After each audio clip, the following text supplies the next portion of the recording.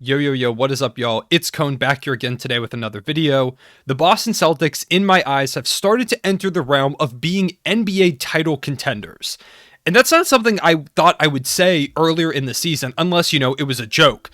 Because the Celtics for a while looked like a complete train wreck on the season. They were 18-21 at one point. They were having players only meetings. Coach Ime Udoka was talking about how the players need to look in the mirror, and guys were laughing at that comment on the team in press conferences. People on NBA Twitter were talking about how the coach needed to be fired. There were all these rumors about inner turmoil. There was just so many things going on. People were having conversations. Is it time to break up the Jaylen Brown, Jayson Tatum duo? And that all feels like it was years ago, because since that point, the Celtics have been one of the best, if not the best team in the NBA since then. Over the course of that time, since all of that was happening, they're 21-6. They're 39-27 now on the season. That's fifth in the Eastern Conference. They're only one game back of the Chicago Bulls, who for a while looked like they could go out and get the first seed before they started dealing with a lot of injuries. So they're only one game back of them now for the fourth seed in the Eastern Conference, which would be home court advantage. Not something I thought at all was attainable for this team at that point in the season. They're only 4.5 games out of the first seed.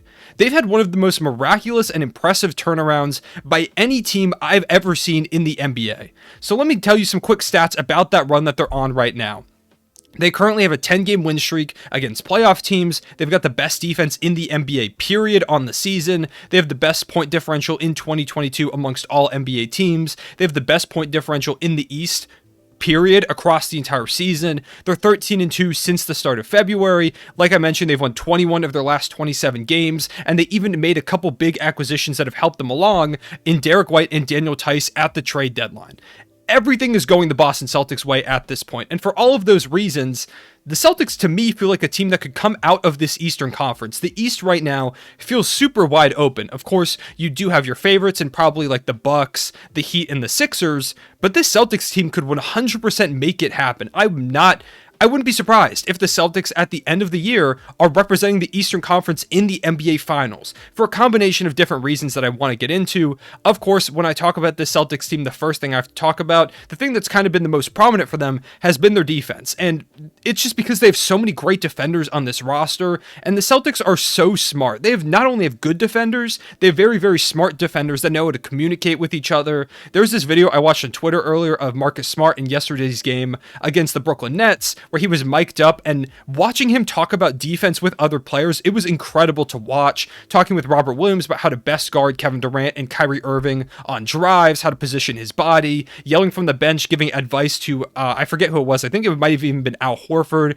mentioning hey, Al, remember this. The communication on that team is super impressive. And when you have so many smart defenders like they do between Marcus Smart, Al Horford, Robert Williams, I'll talk about everyone in a second individually, it just creates a great team dynamic, and it really feels like this Celtics team has gone from what the hell is going on earlier in the year to a really solid defensive-minded team with a couple great offensive stars, and everything is just working for them. So, of course, I do want to kind of start talking about their defense. I'm not going to throw a bunch of numbers at you necessarily because I just did that, but let's talk about some of their guys individually. Of course, their two guys that most pop out to people are Marcus Smart and Robert Williams, and that completely makes sense. Those are two guys that could make an all-defensive team at the end of the season. In fact, I would be pretty surprised if at least one of them doesn't make an all-defensive team, never mind both of them, which I do think they both should get a lot of consideration to make it on those teams. Marcus Smart, of course, he's the heart and soul of this Celtics team, a great perimeter defender, a better post defender than you might anticipate due to his size, but he's just so smart, he's so strong in the post. There's not really much you can do. He's one of those guys that every championship team needs, that is just going to annoy the hell out of the other team's best players. You've seen it a million times, especially, I always think back to that time when he got 2 charges on James Harden at the end of a game against the Houston Rockets to give the Celtics a win. He just does that. That's what he does. He's one of those really get in your head, annoying defenders that is super, super good. You know Marcus Smart. I don't need to explain to you how good of a defender Marcus Smart is. Robert Williams, of course, has been phenomenal as well. His athleticism, his speed, his lateral quickness, his ability to recover. I said this in my video when I talked about the Celtics last time, but I swear it feels like whenever Robert Williams jumps, he's able to jump twice before anyone else is able to jump once. And that not only puts him in great position for like defensive rebounds, but to get blocks, to move over, if he bites on a pump fake, he can still contest it. A lot of times it feels like he's just so athletic and quick, and the fact that he's finally able to stay healthy has been huge for this team. You've got Jayson Tatum and Jaylen Brown on the wings, who are both really solid defenders as well. Al Horford is super smart, and he's a great defender to have going up against the Joel Embiids and the Giannis Antetokounmpos of the Eastern Conference. He's just really good at playing those like really tough, bully their way to the basket guys because he's so smart, he's strong, he doesn't back down at all from that challenge. He's one of those guys that for years kind of gave Joel Embiid some problems. Of course, Joel Embiid, it's really hard to ever stop him, but he is one of the better players equipped in that conference to really slow him down. He's having one of the better defensive seasons of his career, to be honest, the way that he's been playing for the Celtics. You have Derek White, who's a really good acquisition defensively as well at the guard position, alongside Marcus Smart. A defensive lineup of Derek White, Marcus Smart, Jayson Tatum, Jaylen Brown, and Robert Williams, or hell, even throw Al Horford out there and put Derek White on the bench, move over Jayson Tatum and Jaylen Brown. Like, you can throw so many incredible defensive lineups. Daniel Tice is a solid defender as well. Grant Williams is a decent defender and one of, weirdly, the best three-point shooters in the league statistically this season. Their defense has been absolutely incredible. But the guy that I really, really want to give a lot of credit to, and one of the big reasons why, because you can have a great defense. You can absolutely have a great defense and win a championship, but it's hard to win a championship if you have that great defense and you don't have like a star player, or even more in the NBA, a superstar player.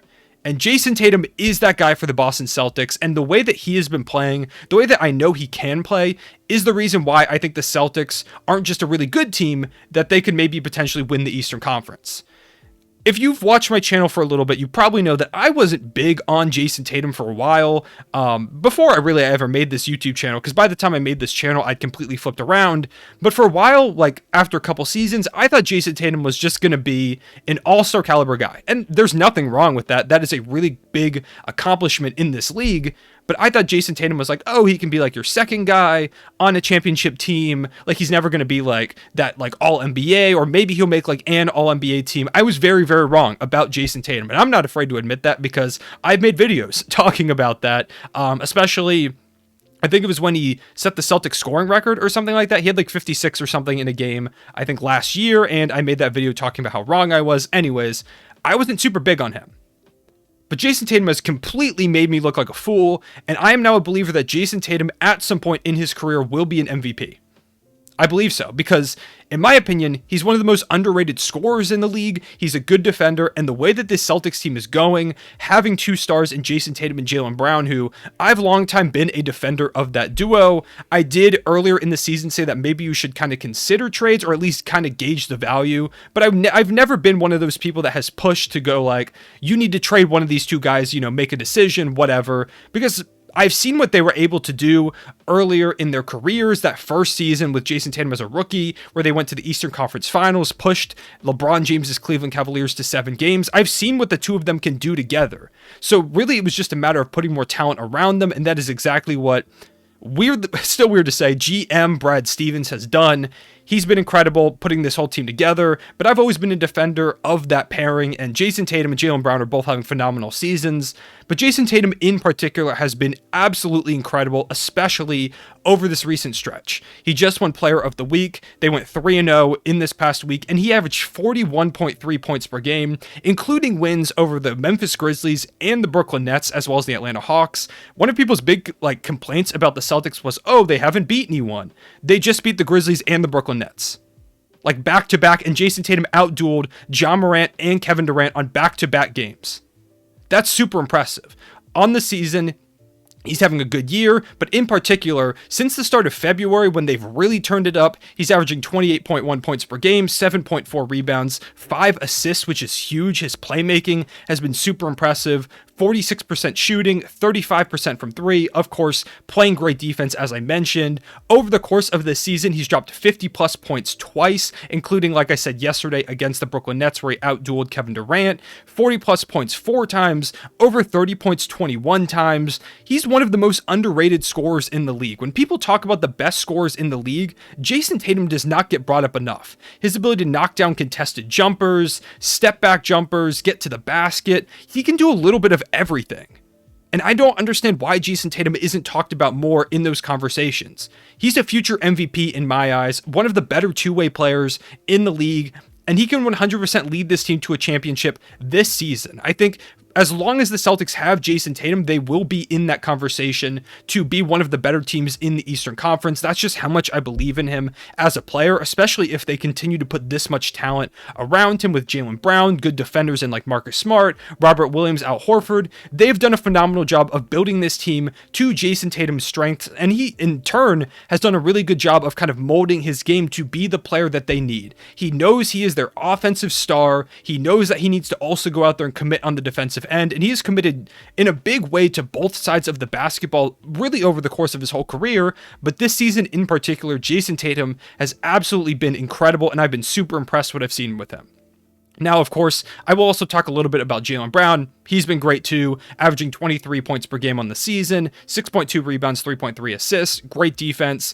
He's been a great second option alongside Jayson Tatum, and he also has plenty of nights where he is able to go off, and that's part of what makes Boston so dangerous. Is a lot of teams have like that one scorer, and you can kind of game plan for that. You can do what you can to stop him. Of course, like I mentioned, Jayson Tatum is just such an incredible scorer. There isn't a lot you can do against him to really stop him the way that teams might want to.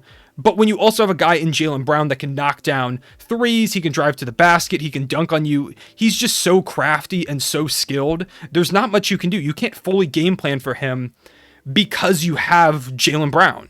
And so when Jaylen Brown or Jayson Tatum or both of them on any given night can go out and drop 30 on your team while playing great defense, it's part of what makes the Celtics so dangerous. It is hard in this league to win with just one star.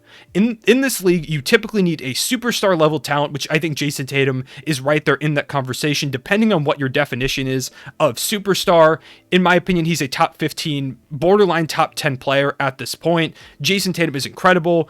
But if you have just one star, it makes you kind of one-dimensional. So adding in that guy like Jaylen Brown, it just makes the Celtics team a whole nother level of scary, and they can do it. I really believe they can come out of the Eastern Conference. I wouldn't be surprised, like I mentioned, if by the end of the season, we're looking at them as one of the top 3, top 2, or even the number 1 seed in the Eastern Conference the way that they've been playing. Shout out to Coach Ime Udoka. They went through a lot earlier in this season, and for him as a first-year coach to have such a good record, to turn this team around, I feel like for a first-year coach, like, you could get into that whole situation and you could just collapse. Like, you could be like, I can't do this right now. Like, we're just going to try and get through this season. Maybe next year is our year. But he has completely flipped the script. There was so much tension between the two sides. They figured it out. The Celtics deserve a massive shout out. Shout out to the Celtics, Jayson Tatum, all the guys on that team, and shout out to Celtics fans. I'm sure y'all are enjoying this resurgence. Let me know in the comment section below if you also think the Celtics can win the Eastern Conference. Where do you see their ceiling at? Do you think Jayson Tatum can win an MVP at some point in his career, or am I crazy? Because maybe that's the case. Make sure to leave a like and subscribe. I will see you all later. Real one, say it back.